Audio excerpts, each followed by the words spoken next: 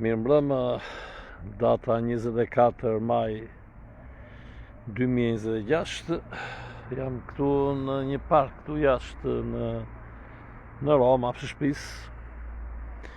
Bëra një video sot në lidhje me ngjarjen e rikonfirmimit të Sali Berishës për Partinë Demokratike. Edhe desha të them në disa fjalë tani për tematikat tjera. Desha për shembull që të komentoj pak atë protestën apo paradën që u bën Tiranë dje nga LGBT-ja, nuk e di këta i shtojnë dhe i që, nuk e di çfarë është ajo që LGBT, pra lesbike, LG, gay, biseksual, ndoshta transseksual, me fjalë janë pra njerëz që kanë një orientim seksual të ndryshëm nga ai që ne pranojmë, pra të mashkullit dhe femrës, pra edhe njerëz me fjalë me tipare seksuale të ndryshme. Tani, nga pikpamja biologjike, shkencore, gjenetike, me atë që kemi studiuar, kjo është e mundur. Ekzistojnë dhe njerëz të formave të ndryshme, pra të orientimeve të ndryshme. Me probabilitet, natyrisht kjo kategori njerëzish është më e vogël, edhe natyrisht duhet respektuar për natyrën biologjike.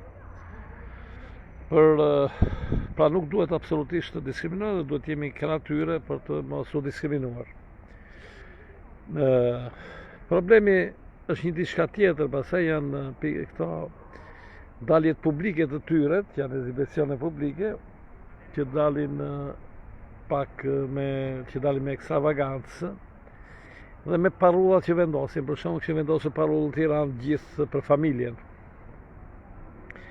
Ajo që do me thënë unë nuk jam dakord dhe shumë të tjerë natyrisht që është një lloj si racizmi ndaj nesh, ndaj emigrantëve dhe këto të anës seksuale, orientimit seksual, që tani për shembull ne jemi emigrantë dhe racizmi ekziston, atëherë çfarë duhet bëjmë, si duhet ta përballojmë, si duhet ta luftojmë racizmin që të mos jemi diskriminuar. Pra kjo e orientimi seksual unë e vëre në Itali është shumë e theksuar dhe ajo që është për të theksuar se këto tani kanë dalë për kundër diskriminimit, ata që drejtojnë natyrisht këto organizatat, por si për çdo gjë me fjalë e humbin atë origjinën fillestare për të cilën janë krijuar dhe më pas kalojnë në këto interesat e ndryshme, me fjalë bëhen asociacione, shoqata me scopo di lucro, thuhet italisht, me fjalë me qëllime fitimi, po fitimi financiar apo dhe terreni politik. Dhe natyrisht pastaj duket sikur këta njerëz ushtrojnë një presion mbi shoqërinë, që njerëzit kenë frikë, sikur këta po ushtrojnë presion, që njerëzit që janë të ndryshëm nga këta kërkojnë të t'i bëjnë si vetja tyre, domethënë kështu interpretohet nga njerëzit. Natyrisht unë them jo, por vërej një diçka këtu në Romë, që për shembull këto kanë monopolizuar lëvizjen për të drejtën e gruas, të femrës. Për shembull janë këto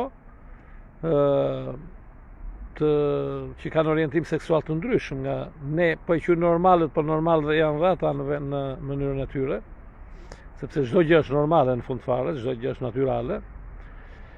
Por këto tani dalin për familjen, ndërkohë që ata nuk krijojnë një familje në kuptimin e biologjik, sepse njerëzit e marrin ndryshe, nëse familja konsiderohet të thjesht një kontratë, një, si thuash nga pikpamja, një drejtë juridike përballë shtetit, pra që dy njerëz të rrinë bashkë pavarësisht seksit dhe të krijojnë familje, Unë jam plotësisht dakord në të vërtet, jam plotësisht dakord që ose flitet për anën thjesht legjislative juridike, që në fundit që ti të përfitosh nga ligjet kur ti vërtet jeton qoftë dhe me shok. Këtu nuk është patjetër që ty lidhja seksuale. Ti për shkak jetë dakord ta kalosh jetën, flasim për njerëz që janë pa martuar, jeton bashkë me një shok në kuptimin e vërtet fjalës që ke si vëlla, dhe jeton me atë, ndan gjithë problemet brenda një shtëpie, bën pazarin bashkë, gatun bashkë etj. Është sikur të jesh në një familje në fund fare, dhe kërkon një njohje nga pikpamja juridike e kësaj bashkëjetese që ti bën qoftë dhe me shokun tënd apo për gratë me shoqen e tyre. Domethënë kjo të bëhet nga pikpamja juridike nuk ka si gjithë keqe që të kesh favoret që të parashikohen nga ligji, të kesh dhe detyrimet, natyrë drejtat dhe detyrimet që parashikohen nga ligji, për shembull drejtën e trashëgimisë, po themi.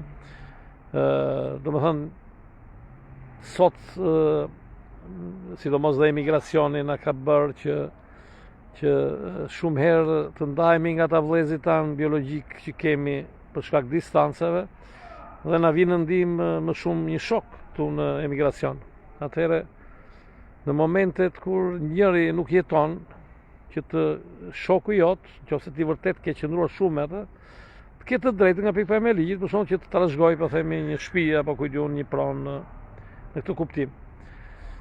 Por kjo është çështje që duhet kërkuar në vërtet, por nuk ka pse të kërkohet me ekzibicion duke u zhveshur lakuriç nëpër rrugë. Kjo, edhe gjëja tjetër pasaj sepse sidomos femrat, këtu në Rom, këto femrat feministe ose lesbike janë shumë të bezdishme, në kuptimin politik janë bezdishme sepse dalin nëpër rrugë dhe ato dalin për të mbrojtur gruan.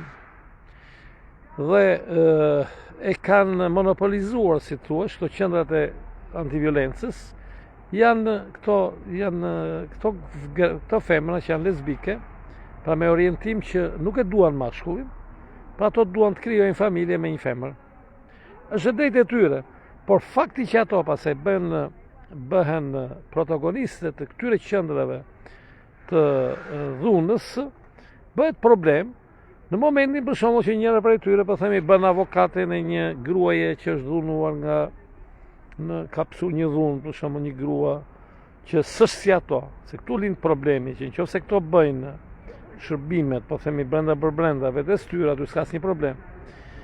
Por ajo që më ka rënë sy mua, një femër lesbike, një femër tjetër që ka një familje të mirë, që ka babain që e do, etj, këto janë fare të pakujdesshme në këtë pikë, po që përdor fjalën të pakujdesshme. Mua më kujtohet kur më thoshin mua për vajzën time, që domethënë s'më llogarisin fare që unë jam babai i vajzës time. Domethënë nuk e llogarisin fare afektin, lidhjen afektive, lidhjen natyrale që ka për shumë babai me vajzën. Edhe e interpretojnë çdo gjë, i japin këtë ngjyrën e patriarkalizmit sikur jo që unë për shembull jap shpirtin për fëmijën tim, për vajzën time, sepse e shoh pjesë time, jo në kuptimin material. Jo si pronë, e shoh në kuptimin e lidhjeve të thella shpirtërore, të dashurisë njerëzore, të dashurisë natyrale që na ka dhënë Zoti. Ato këtë gjë nuk e respektojnë absolutisht fare. Domethënë, e shohin që kur babai kujdesesh për vajzën e tij, e quajnë sikur babai po bën sjellje patriarkale ndaj fëmijës vet. Edhe kjo tani e ngatron punën, sepse këto pastaj bëjnë një punë publike, dhe për shembull në rastin e qendrave të antiviolencës, në rast se këto janë, po themi, 5% e popullsisë janë më pak në vërtet, atëherë duhet të kenë 5% të qendrave të antiviolencës, jo të kenë 100% këto.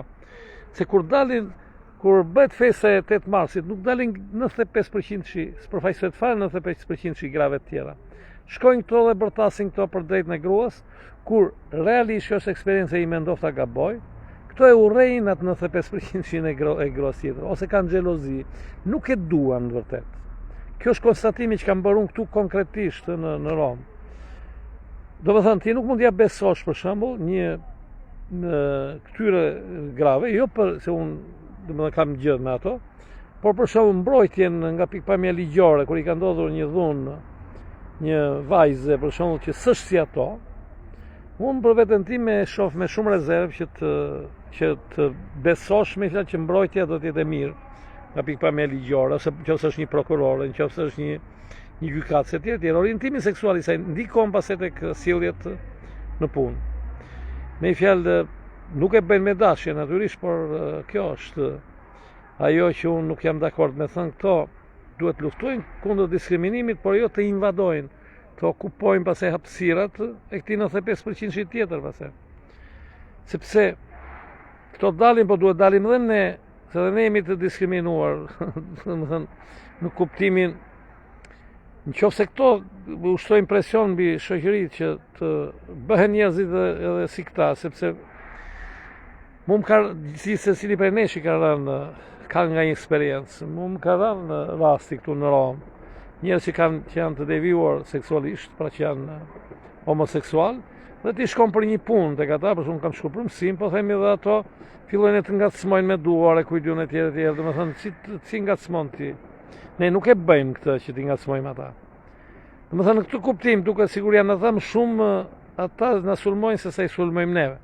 Nëse në kuptimin tjetër që ti diskriminosh, ti keq trajtosh, ata duhet të kenë drejtën e punës, se çdo gjë, jo më shumë se ne, po duhet ta kenë dhe më shumë, jo sa neve, po dhe më tepër se ne. Domethënë t'ju krijohet hapësirë më e madhe përse i përket të drejtave, por jo që ato pastaj të pretendojnë, të marrin të monopolizojnë ata këto sektoret politike, pra që lidhen me gjithë gratë, po themi ose me gjithë burrat, dhe këto pastaj janë këta protagonistët që ulërinë e bëjnë, me fjalë. Se kjo çon në shkatërimin pastaj të shoqërisë. Domethënë është ajo që i quajnë agenda e këtyre globalistëve, pra e përdorin këtë që për qëllime pastaj që nuk janë për t'i mbrojtur nga diskriminimi. Kjo është e para që desha të thosha. E dyta, do të thosha diçka tjetër në lidhje me Ilir Metën. Ilir Meta është në burg, e dim gjithë. Pse është në burg Ilir Meta? Është në burg se ka vjedhur, ka marrë Floririn e tjera. Këto i dim. Po është një problem tjetër që kemi neve dhe e kemi që të gjithë. E kemi të gjithë dhe sot është një dekadencë, një degradim, një shkatërim që nuk është e lehtë të dalim nga ky shkatërim. Jemi në një moment të mërësisht të vështirë të raporteve midis nesh. Domethënë, kanë hyrë kjo demokracia pruri element të rinj, se këtu po bëhet festa që fitoi Roma ndeshjen, edhe hyrin në këtë Champions League. Edhe nuk e dia dëgjojnë këto fishek zjarrit, do të bezdisim, por po e vazhdojmë me fjalë. Edhe kush është problemi? Problemi është që lidhjet tona janë shkatëruar, pothuajse kanë marrë një goditje të tmerrshme lidhjet tona. Dhe nëse ne lidhjet midis nesh shkatërohen, bëhen kaq të fragile, kaq të dobta, ne kemi mbaruar, domethënë kemi hyrë në rrugën e skllavërimit. Nëse arrin kjo fazë. Sepse ne nuk mund të bashkëpunojmë më me njëri tjetrin, nuk mund të ndihmojmë njëri tjetrin, nuk mund të solidarizohemi më me njëri tjetrin. Dhe po të vini re, për shembull, aty ka shumë probleme në Shqipëri dhe këtej kudo. Po në Shqipëri problemi më kryesor është kjo i pronave, në të cilat njerëzit janë bërë armiq me njëri tjetrin për çështje pronash. Unë s'du në këtë video të sqaroj, po domethënë, nëse do isha unë që të bëja ligjin e pronave në 1990 më mbaroi komunizmi, unë nuk do njihja një pronë private, se po dëgjoja një grua këtu, e kemi pronë me hipotekë 1937. Dhe e kemi me hipotekë rregull, unë s'do njihja kur pronat e 1937-s. Do i digja. Domethënë çfarë ishin hipotekat vjetra, do t'i azgjësoja. Nuk mund të njihen, domethënë në Shqipëri duhet t'ishte përdorur ajo që quhet uzukapione, quhet nga Europa. Domethënë drejta e pronash afër atij që i ka shërbyer, atij që ka në fakt pronën, jo ai që ka patjetër kartat e hipotekës. Kjo nuk u respektu dhe kjo e ka krijuar gjithë atë rrëmujën e madhe, sepse nuk është vepruar shumë keq. Dhe këto nuk kanë për të zgjidhur asnjëherë. Pra ky është problemi dhe kjo shkakton një përçarje të tmerrshme me gjithë njerëzve. Dhe po të kalojmë tani te kjo e Ilir Meta, sepse ne shqiptarët nuk kemi ideologjira. Se ideologjitë duan vërtet. Ideologjitë, besimet e tjera, njeriu duhet të ketë një orientim, një busull të tij, ideologjike, një ideal. Sepse ndryshe jeta është pa kuptim fare mëse. Nëse ti nuk ke një mendim filozofik, një mendim ideologjik, se çfarë po kërkon, ku do shkosh, çfarë ke bërë dhe çfarë do bësh, jo në kuptimin e anës materiale. Pse jeton në këtë botë, fundit, çfarë kuptimi ka kjo jetë që bëjmë? Ka ndonjë kuptim kjo jetë? Pse duhet jetojmë? Çfarë shenje po lëmë në këtë jetë? Thjesht do numërojmë paraje, do prishim paraje, do konsumojmë, e do ndërtojmë mure, shtëpiash, një ka e një si ka. Domethënë kjo është ajo shenja që po lëmë në këtë jetë. Pra, ne nga ana filozofike ideologjike jemi tmerrsisht të varfër. Janë krijuar, po themi, këto besimet fetare mbas në dritë, po janë shumë artificiale, në fundit shumë njerëz që shkojnë janë mëkatarë, nuk është se vërtet domethënë kanë të qartë atë që po bëjnë. Shumica me fjalë shkojnë, imitojnë diçka për thënë unë besoj, etj. Pastaj mënyra si mendojnë, si veprojnë më mbrapa është në kundërshtim me atë kur ka shkuar në kishë apo në xhami apo kujt. Po themi për besimtar, po jo besimtarët kanë pastaj mendime të tjera të arsyes, filozofisë, kujt, domethënë nuk ideologji të ndryshme. Ne jemi sipërfaqësor, ose nuk i kemi këtë ideologji. Këtu është problemi më i vështirë jonë. Dhe zhytemi pastaj në këtë nacionalizmin kot, në këtë të gjuhës shqipe, ku në gjëra të tilla, jo Skënderbeu, jo Nën Tereza, këto marrëzit me këto janë marrëzise, këto janë shumë të sipërfaqshme, pastaj jo Iliria, jo Pellazgia, jo Greqinë, jo Arvanicit, jo Dardanët, gjithë të prallat e Skënderbeut, të turqëve. Domethënë kjo janë gjëra që të themi diçka. Vetëm gjë që ne, si thua, të paktën e kemi patur deri diku, nga që kemi patur atë lidhjen që na e krijoi Enver Hoxha më shumë, kishim ca lidhje me njëri tjetrin. Sepse vetë jeta kolektive atëhershme në një farë mënyrë na e detyroi. Për shembull, kur ishim në shkolla, loznim bashkë, kalonim bashkë, rrinim bashkë. Dhe në momentin që rrëzohesh në rrugë, po themi, gjende një njeri që të kapte për dorë dhe të ngrinte, të ndihmonte. Shkoje në autobus, hipje të ndihmonte, po mos ngjitesh dot në autobus. Mos harroni që gjatë komunizmit në përgjithësi ka pasur rregulla, për shembull, nuk në autobuse të rinjt ja lironin vendin gjithmonë, sidomos grave shtatzane, po dhe burrave më të mëdhenj në moshë. Gjithmonë, kurse tani vrapojnë ulen të rinjt dhe moshat e mëdha rrinë në këmbë, pleqët e të smurë rrinë në këmbë. Ishin këto gjëra kështu fare që kanë ekzistuar këto lidhje. Tjetër, kanë qenë disa lidhje reciproke që ti më ndihmo për këtë, unë të ndihmoj për gjë tjetër, një lloj, po themi, minjoje, sido që tjetë minimale ka qenë një minjoje. Unë kam qenë pedagog dhe kur ndihmoja për një student, po themi që i jepja një dorë për ta çuar çik përpara, si thuash. Përgjithësi ka pati shenjë minjoje, natyrisht jo që për ta shkelur punën. Por domethënë kur ti e ke mundësinë që ta nxjerrësh nga balta tjetrin, si thuash, nga ajo pika e vështirësisë kritike. Tani, sot dhe kjo ka humbur. Pra kjo që në fundin ne të paktën ca lidhje, kjo dhe interesi të përditshëm, ku dikush ka ndihmuar për i punë, ka ndihmuar për i shtëpi, ka ndihmuar ku diun në emigracion, në një vend tjetër, domethënë, lidhje të këtyre shkëmbimeve që kemi, të paktën të ruajë kjo gjë minimale, që në momentin që tjetri pas e ka nevojë, i ndodh diçka, ti të përpiqesh që atë ditë që ati i ka ndodhur diçka, ti shkosh në ndihmë. Çfarë mund të janë ato, sidomos gjërat që lidhen me shtetin. me drejtësinë, se unë gjithmonë shkoj tek drejtësia, se ishtë problemi kryesor. Domethënë se kur njeriu është mirë, se dy janë problemet kryesor, o kur je smur që shkon përfundon në spital, ose kur përfundon në burg. Këto janë gjërat më të vështira të njeriu. O shneti, o ligji. Pra në këto raste, nëse dikush ka ndihmuar, nuk duhet kthesh kokën nga ana tjetër të bësh sikur s'po shef tani. Sepse çdo se ke hall se po rrezikon, po bashkohesh me turmën, bashkohesh me këtë propagandën e televizioneve të gazetarëve, pastaj dhe të kthehemi te Ilir Meta. Ajo që ndodh me Ilir Meta është shumë e rëndë, në kuptimin që Ilir Meta mund të ketë bërë gjithë këqijat e botës.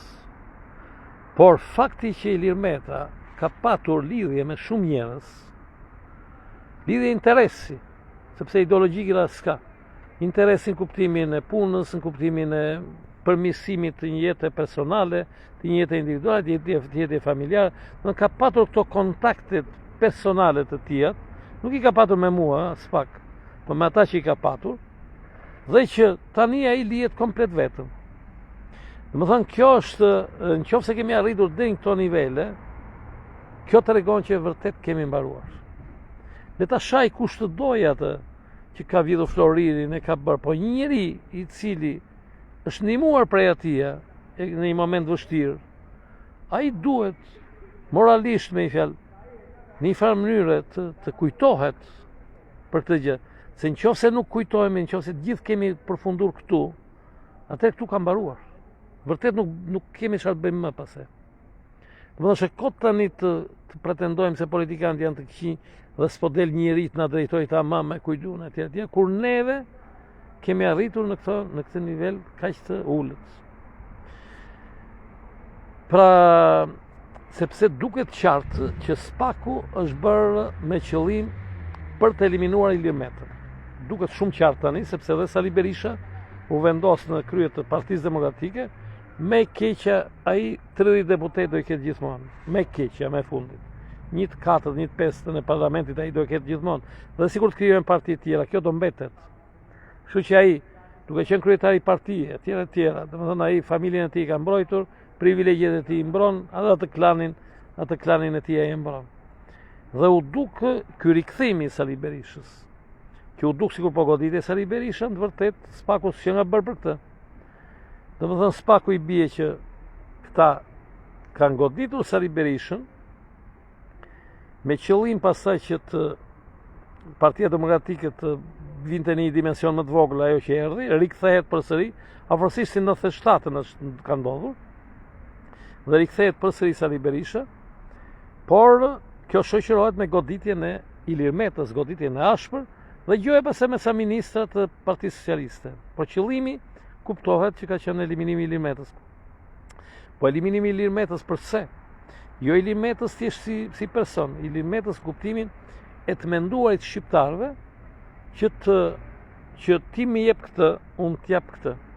Domethënë për të bërë favore njëri tjetrit, qoftë ai grup shqiptarësh, të cilët lidhen me njëri tjetrin përmjet këtyre favoreve, dhe që thonë që kur Ladi ka nevojë për një gjë, unë do t'i shkoj, sepse ai më ka ndihmuar, më ka futur në shtëpi, më ka gjetur punën, më ka dhënë një bursë për djalin e kujtun etj, më ka ndihmuar për shkollën.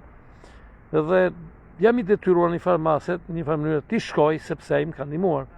Këto pushtetet e forta pra ndërkombëtare, sepse janë ndërkombëtarët në këtë lojë, e shkatruan nëpërmjet futjes së burg të Ilir Metës. Partitë e tjera pastaj janë klane, Partia Socialiste, Partia Demokratike, këto janë të mbështetura tek tribut. Këto janë tek familjet, po ta vini re, këto kanë bazën tribale. Ndërsa Partia e Ilir Metës, jo, Partia e Ilir Metës kishte trinj, kishte njerëz. Ku thuaj ajo shpreh shkote Ilir Meta afro se me Ilir Metën gjem punë në kujtun, domethënë i përgjigje disa kërkesa, ishte një interes reciprok. Ti po bëm vota, po unë do të ndihmoj që mbasi të marrin votat ti të kesh një punë, të kesh familjen mirë, kujtun etj. Që nuk po themi që është shumë e drejtë, sepse duhet mendosh për gjithë njerëzit, por si do të jetë, kjo krijonte ca lidhje të paktën midis njerëzve. Por dhe këto lidhje këta i shkatruan. Dhe tani Ilir Meta ngeli vetëm. Unë nuk du që të parashikoj gjëra të këqija për Ilir Metën, por mendoj që nuk është e mirë ajo e ardhmja e Ilir Metës. Domethënë, ai si ka patur mundësit, ndoftat se shqiptarët mendojnë se po që kryeministri në Shqipëri e po që kryetar partie, për shembull Sali Berisha etj. Edhe mendojnë sikur këta sepse bëjnë fotografi këtej dhe janë kush e di se çfarë. Nuk janë asgjë. Dhe ja duket në këtë moment kur këta ndodhen keq askush nuk i ndihmon asja shtetit që t'i strehoj. Pra Ilir Meta, unë kam pyetur dikë, thash po pse nuk iku nga Shqipëria? Kam pyetur një person që i di mirë këto gjëra në shqiptar.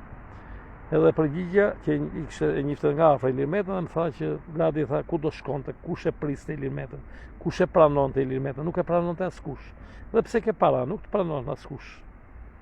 Sepse ai nuk doli dot nga brendësia e Shqipërisë, ashtu dhe Sali Berisha. Edi Rama e ka thyer çik të kufit e Shqipërisë. Ndërsa Sali Berisha për shkak fare. Sali Berisha shkon në Bruksele, shkon kështu, jo bota e krimit, jo këto gjë, këto prrallat, po Sali Berisha ka ngelur brenda Shqipërisë. Me atë mentalitetin e mbyllur të Shqipërisë. Ilir Meta po kështu. Domethënë janë njerëz të padalë këta. Këtyre do ju bënte mirë një 2-3 vjet paktën emigracion, minimumi një 2-3 vjet, se 2-3 vjet do të janë pak. Do ju kishte bërë shumë mirë sikur ta kishin një 2-3 vjet emigracion dhe pastaj të bëheshin ministra apo kujtun në Shqipëri.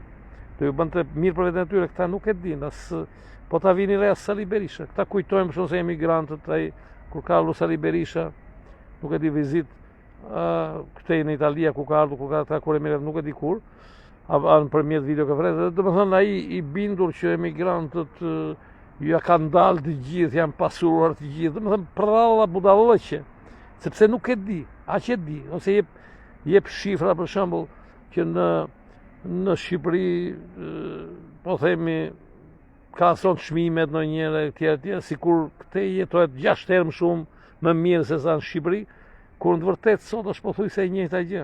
Si ti jesh në Tiranë, si ti jesh në Rom, sot është një lloj. Nuk ndryshon fare, sepse aty do ke shtëpinë tënde, kurse këtu do ke shtëpinë me qira, ku gjithë rroga e muajit do të kalojë te qira e shtëpisë, e te shpenzimet. E vetmja gjë që është e mirë ndryshimi sot është ajri më i mirë, se po të shihni ka hapësira Roma, ka parqe, është uji shumë i mirë, dhe ushqimi është shumë më i mirë se sa në Tiranë. Këto tre që janë të rëndësishme natyrisht, por për sa i përket pas anës paras, ana e paras është krejt një lloj. Keni parasysh, qofse ikni nga Tirana dhe keni shtëpi tuaj private, dhe kërkoni të rregulloni jetën, dhe të vini diku në një qytet siç është Roma për punuar punë të zakonshme, domethënë mos mendoni se do keni avantazhe, është e njëjta gjë, bër llogaritjet. Nuk ndryshon fare. Por pra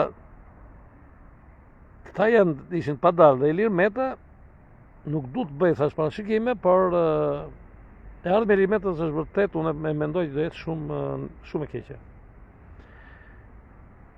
Sepse përmjet tij ata duan të shkatrojnë gjithçka.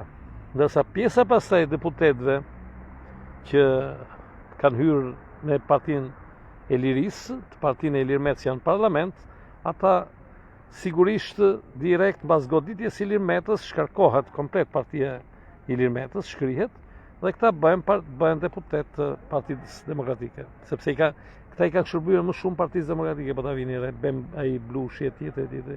Këta kanë qenë u futur me listat e mbyllura. Domethënë kjo u mbajt kjo pjesë se në fundit do ishte më mirë në listat e mbyllura të futin Ilir Metën këta, pse se futën? Jo se ai donte të fitonte me popullin e këta, janë prralla në fundit, dhe çfarë do të kërkonte ai, po donin këta e bënin këta. Nuk ishte pse do të pyesnin Ilir Metën patjetër. Por janë gjitha nuk janë të rastësishme. Kjo Ilir Metës është për të goditur, për t'i dhënë një goditje të fundit shqiptarëve. Ta dini, domethënë këtyre lidhjeve personale tonat, që kemi një mik, kemi një shok, një vëlla, një motor, që sido që tjetë kur jemi në vështirësi, përpiqemi sado paktën t'i bëjmë një telefonat kur është keq. Se po na burgosën, unë se kam provuar burgun për fat, po në Shqipëri burgun e mendojnë hotel. Kjo është gjë më e çuditshme. Sidomos para burgimi që është shumë i vështirë në Shqipëri për kushtet që kanë, e mendojnë sikur vajten njerëzit në hotel. Kështu është krijuar nga propaganda e televizionit që në burg ata hanë pinë qyla aty dhe rrinë. Ata aty të shkatërrohet jeta. Këto e mendojnë sigur ka shkuar njerëzit në hotel. Dhe i shkojnë pastaj në burg, i shkon vetëm prindi, po themi, ashtu nuk i bëjnë vizita njerëzit. Aty i burgosu ka nevojë në të vërtetë. Sepse shumica e njerëzve pastaj në burgje janë të pafajshëm. Shumica, nuk e dim numrin se sa. Por dim të themi që sot është janë 10 herë më keq se në kohën e Enverit.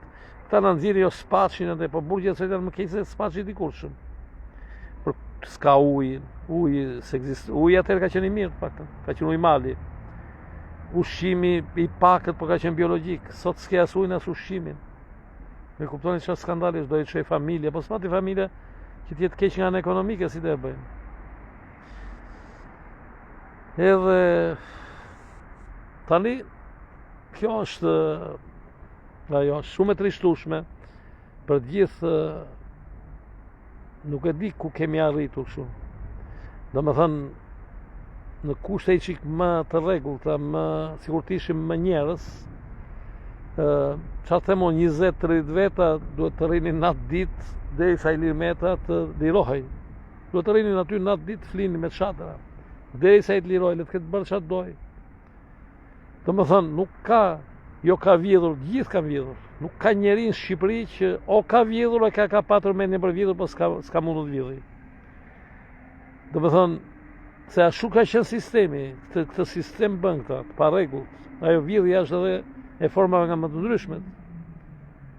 Nuk është i vetmi Ilir Meta që ka vjedhur, gjithë ministrat, gjithë kompete, drejtor poshte, biznesmene, kujtun, po dhe ai që ka vjedhur një copë drua në gjikund me në fshat. Domethënë këtu kjo punë e hajduti që më i madh që burgos hajduti më të vogël në fund fare. Domethënë e para një shoqëri që ulërin gjithkohon hajdutët, është një shoqëri shumë e smur, domethënë shoqëri e mbaruar. Kur ti ke arritur në këtë nivel që fillon e ulëret e qanë se na vodhën hajdutët, na bën, po ku i ke syt ti që të vjedhin hajdutët? Ti ku i ke syt? Qa populli është, që popull që e qumë vetën viktim se për na vjedhin politikanët. Domethënë, atëherë gjeje forcën mos, por kjo tendencë e vjedhjes është në trurin e çdo njeriu, këto është problemi. Edhe ndaj është prodhuar kjo lloj politike, si thosh. Përshëndetje Artur, përshëndetje. Këtë do të thoshë, domethënë unë shpreh, nuk po them keqardhje për Ilir Metën, jap solidaritet faktikisht. Unë nga ana personale nuk kam eksperiencë të mirë me Ilir Metën, ja kam thënë edhe tjetër. Ai ka ndërhyrë në Questurën e Romës, është e vërtet kjo me Plum Xhufin. Sepse unë ato gjëra që ata i kanë thënë, mu mi kanë thënë pastaj në Questur, në Questurën që te Questori, që ata pastaj mu ma kanë thënë tamam fjalët se çfarë kanë bërë këta. Domethënë se kishin frikë prej emigrantëve, prej grumbullimit të emigrantëve, prej grumbullimit të studentëve, kujtun këtu, edhe nëse këta do ndihmoheshin prej meje, në kuptimin se unë do firmosja aty, edhe mbellim një lloj peshe në një lloj force përpara njerëzve dhe mund t'i çonin pas edhe në Tiranë, t'i ngrinim si thua për drejtat e tyre etj. Këto nuk e donin këtë gjë dhe bënin këto gjëra që, po në fundit ai ka qenë ministri i jashtëm dhe i takonte t'i bëje. Se unë ministri i jashtëm unë nuk e shoh si mik kur luftoj për drejtat, unë kam kundërshtar ministrin e jashtëm. Jo siç mendojnë njerëzit, thonë është ministri që do ta ndihmoj, jo. Ai të ndihmon kur nuk është ministri, jo kur është ministri të fshiheni që nuk të ndihmon se nuk është sindikaliste, e kam thënë një herë. Ministrat nuk janë sindikata që do na ndihmoj ai ministri. Ministri do luftosh kundër ministrit, që ministrin ta detyrosh që të bëj ato zgjedhje në politike në favorin të një kategorie, për një kategori tjetër, ti do luftosh për ta fituar të drejtën ose për ta mbrojtur nëse ta kanë dhënë. Nuk të dhuron njeri. Nuk ekziston dhuratë. Pikërisht sepse ne shpresojmë të këto dhuratat jo me njojë, jo me miqësi, kemi përfunduar në këtë gjë që në këtë situatë që s'dalim dot tani dhe vërtet rrezikojmë. Rrezikojmë tani, ata japin alarmin, po i ke njerëz, po dhe ne kemi ikur. Tu dhe njeri, dhe jetë e njeriu, po sa njerëz kanë humbur jetën. Do të është të mërshme kjo që po ndodh, që ka ndodhur këto 35 vjet dhe të vazhdon të ndodhi. Jo vetëm ne që nuk kthehemi dot më. Por do më rrezikohet vërtet që Shqipëria, Kosova dhe ajo pjesë e Maqedonisë së shqiptarëve të boshatisen. Pra gjithë këto pellazgia, ashtu quajtur, që kërkon këto bashkimet moderne të trojeve, se këto janë bashkime moderne, nacionaliste, këto të çojnë në atë ngojën e imperializmit pastaj. Imperializmi e gjen gatshme të kafshatëve të gëlltit. Se nuk ka që dini, as dini se po bashkohet pastaj i shijon më mirë atje për të ngrënë të gjallë. Është më mirë të jemi veç e veç dhe që ti bëjmë një telefonat aty në Prishtinë apo në Tetovi, themi ora aty tek juve si është, se këtu tek ne po fillon policia po na merr pronë, po aty tek juve. Edhe aty po bëjnë një lloj. Nëse po t'jeti shteti bashkë, s'janë më këto telefonat pastaj. Sepse bëjnë një lloj kudo pastaj. Edhe rreziku është real për të gjithë. S'ka qenë ndonjëherë kaq keq, domethënë vërtet nuk ka qenë ndonjëherë kaq keq. Jo se na i ka ikur mosha ne etj. Një degradim moral, një shkatëllim. Shkatëllim në kuptimin domethënë hambuk, po nuk e dim as na shijon as gjë, nuk e dim çfarë kemi ngrënë. Domethënë ka humbur kuptimi i jetës. Pra kjo e Ilir Metës është shprehje e gjithë kësaj krize të madhe që domethënë lihet një ish-kryeminist, që si do ai ka dhënë vetëm medalje, ka dhënë me qindra, ku janë këta njerëz që kanë marrë medalje për tia? Shkojnë të interesojnë të shkruajnë një letër, ku diun të dalin atje, të organizojnë, të bërtasin përpara spakut. S'kemi parë dy veta, s'kemi parë. Ore jemi njerëz ne apo çfarë jemi? Domethënë kjo është problemi. Le tani çfarë do bëjmë në Europë, do bëjmë këtë. Ore, a jemi njerëz apo kemi mbaruar fare? Kjo është pyetja. Ne kemi mbaruar komplet dhe merremi pastaj jo ky është pro shqiptar, ky është pro grek, ky është pro serb. Ju uroj kalofshi mirë. Ilir Metës thash unë personalisht jap solidaritet. Solidaritet dhe uroj që të ta kaloj lehtë, sepse një jetë është, ai ka pasuri dhe ka gjëra, po s'është lehtë nga kryeministri të përfundojsh në qelit e burgut. Po pastaj mos harroni se ka burgim dhe paraburgim. Paraburgimi është shumë i vështirë në krahasim me burgimin, sepse unë nuk kam qenë, por kam bërë vizita brenda burg. Paraburgimet janë mizerje fare në Shqipëri. Numri të burgosëve sa mund të jetë 20 herë më i madh se sa në kohën e Enverit. 20 herë. Këta na kujtojnë krimet e Enverit dhe botaj. Dhe këtë tani, çka kush përdoren bota e krimit. Ata janë njerëzit tanë. Shkjo bota e krimit. Ata janë njerëzit tanë. Këto është bota e krimit, thonë. Aty po shkojnë, po përfundojnë gjysmën e shqiptarëve. Në bota e krimit tani. Atëherë kush është kryen më krime e ligjshme se sa e paligjshme sot. Ky është problemi. Sot ajo që është e ligjshme është bërë shumë më kriminale se sa ajo që është e paligjshme. Kjo po ndodh. Një natë mirë gjithëve, miru pafshim, kalofshim mirë, dëgjojmë video ashme. Natën e mirë.